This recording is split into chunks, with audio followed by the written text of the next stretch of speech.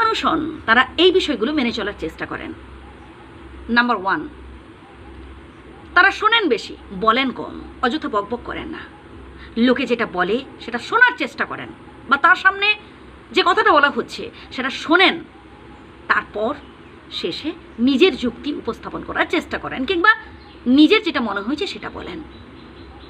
আমরা বেশিরভাগ মানুষেরা যেটা করে থাকি, আমরা শুনি কম, বলি বেশি।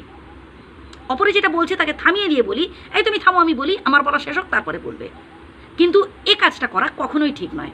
যারা জ্ঞানী মানুষ হন তারা প্রথমে অপরের কথা শোনেন, তারপর নিজের কথা বলেন। নাম্বার 2, যারা জ্ঞানী মানুষ কখনোই অযথা বিবাদ কিংবা কলহে লিপ্ত হয়ে পড়েন না।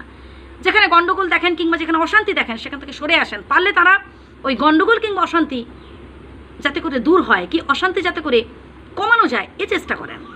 শান্ত পরিবেশ আনার চেষ্টা করেন সেখানে। কিন্তু অশান্তি গণ্ডগোল কখনোই ক্রিয়েট করেন না, কারণ তারা জ্ঞানী মানুষ। তারা নিজেরা যেমন শান্তি চান, তারা এটাও চান প্রত্যেকে যাতে করে সুখে থাকে, প্রত্যেকে যাতে করে ভালোতে থাকে এবং শান্তিতে থাকে, এই চেষ্টা তারা করে যান। নাম্বার 3, যারা জ্ঞানী মানুষ হন তারা যেমন নিজের ভালো চান, ঠিক তেমনি এর সাথে সাথে প্রত্যেকের ভালো চান। শুধুমাত্র নিজের নয়, প্রত্যেকের ভালো চান।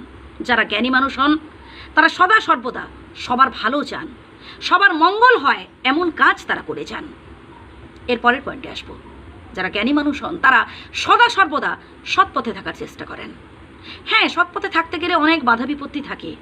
সৎ পথে মুখে যতটা বলা সহজ, করা ততটা সহজ নয়, কারণ সৎ পথটা অনেক কঠিন। আর এর পরিণাম, অর্থাৎ এই সৎ পথে থাকার পরিণামটা অনেক সুমধুর হয়, অনেক মিষ্টি হয়, কারণ এর ফলটা খুবই সুন্দর হয়, খুবই সুন্দর হয়, খুবই সুস্বাদু হয়। যারা পেয়েছেন তারা জানেন। আমরা লোভে বশবর্তী হয়ে খুব দ্রুত কিছু পাওয়ার জন্য অসৎ পথ অবলম্বন করি, খুব দ্রুত কিছু আমরা পাওয়ার জন্য আমরা অসৎ পথ ধারণ করি, কি অসৎ পথে চলি। এটা কিন্তু কখনোই করা ঠিক নয়।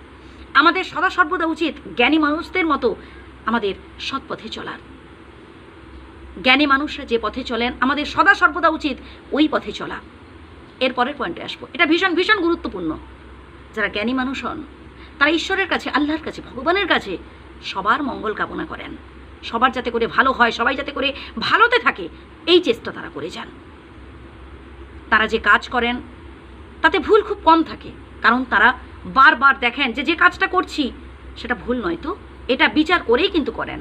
আর যারা প্রকৃত জ্ঞানী, আমি শুধু জ্ঞানী বলবো না, যারা প্রকৃত জ্ঞানী মানুষ তারা এই জিনিসগুলো, এই বিষয়গুলো অবশ্যই মাথায় রেখে আমাদের ভালোর জন্য কাজ করে যান।